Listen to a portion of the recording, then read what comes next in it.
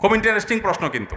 যার বিদ্যুতের আলো দিয়ে কোরআন পড়ে পড়ে আপনি জান্নাতে যাবেন, সেই বিদ্যুতের আবিষ্কারক তিনি শুধু মুসলিম না হওয়ার কারণে জান্নাতে যাবেন না, কেমন যৌক্তিক কথা।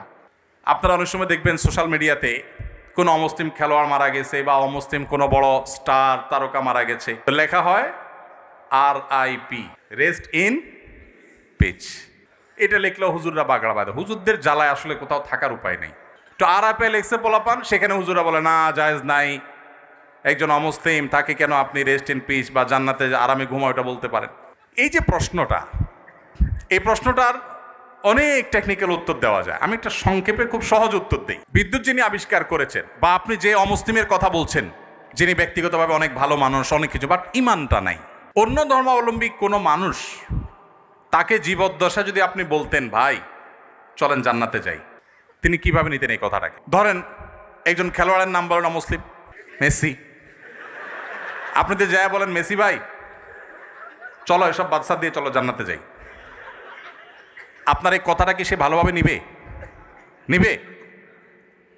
জীবদ্দশায় যে সমস্ত অমুসলিমেরা তাদের জীবনে ভালো মন্দ যাই থাকুক না থাকুক, সে আলাপ সাইডে রেখে আসুন আমরা বাস্তবিক আলাপে আসি। একজন অন্য ধর্মাবলম্বী মানুষ, তাকে আপনি যদি বলতেন, যার জীবদ্দশা বিদ্যুতের আবিষ্কারককেই যদি আপনি পাইতেন এবং তাকে যদি আপনি বলতেন যে ভাই এসব বিদ্যুৎ বানানো ছাড়ে চলো জান্নাতে চলো, সে কি আপনার এই আহ্বানকে পজিটিভলি নিতেন? অন্য কোনো ধর্মের মানুষকে যদি আপনি বলতেন যে ভাই জান্নাতে চলো, সে জান্নাত বিশ্বাসিত করে না। আপনি জান্নাতে যাওয়ার আহ্বান করলেও এটাকে সে ডিনাই করত।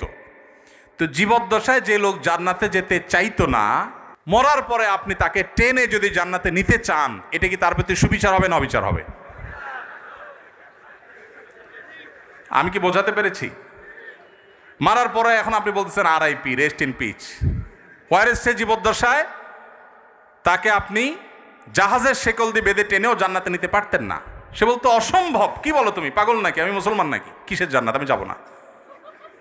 যে জীবদ্দশার জান্নাতে তাকে টেনে নেওয়া যাইতো না, মরার পর আপনি বলতেছেন হ্যাঁ অমুসলিম হয়েছে, তাতে কি হয়েছে, তার তো অনেক ভালো কাজ আছে, তাহলে কেন সে জান্নাতে যাবে না? এটা কেমন অবিচার? আপনার এই চাওয়াটাই তো অবিচার।